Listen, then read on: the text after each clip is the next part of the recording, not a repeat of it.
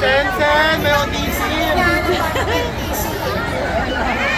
Si Gerardo, May audition. Kasi,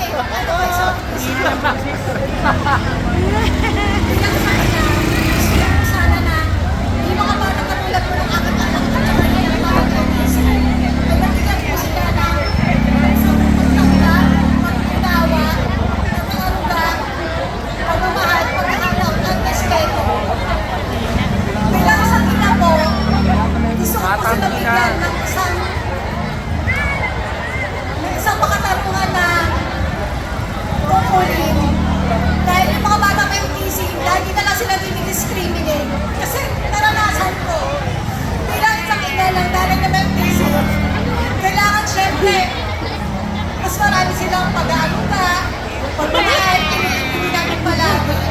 Kaya sana po, sa gobyerno po natin, sa pagpunitag po natin, pagtuunan po natin ang pansin yung bata may autism, kasi hindi po lahat ng pamilya nila kaya sila ipa-therapy o ipatingin.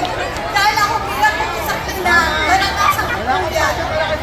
Hindi po madali. Tama, budgetan mo na si Sen.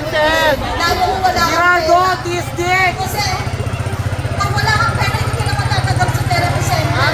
Tama. Kailangan po natin ng mga Sa animal bite na lang. kaya sa mga pagkakataon na sa community natin, pagtutunan po natin ng pansin, kung paano po natin sila masasabi sa mga wala. Yung mga nanay po na may autism children, sana rin po magkaroon sila ng isang pagkakataon na activity para po magkaroon naman sila ng iba pang pagkakataan. Dahil hindi po talaga lahat ng mga Gerardo, naghanap ng pampers. ipagamot yung kanilang mga anak. Ayun po talaga sinusulong ko dahil naramdaman ko po bilang isang ina yung kailang kahirap. Hindi po tayo kasi lahat.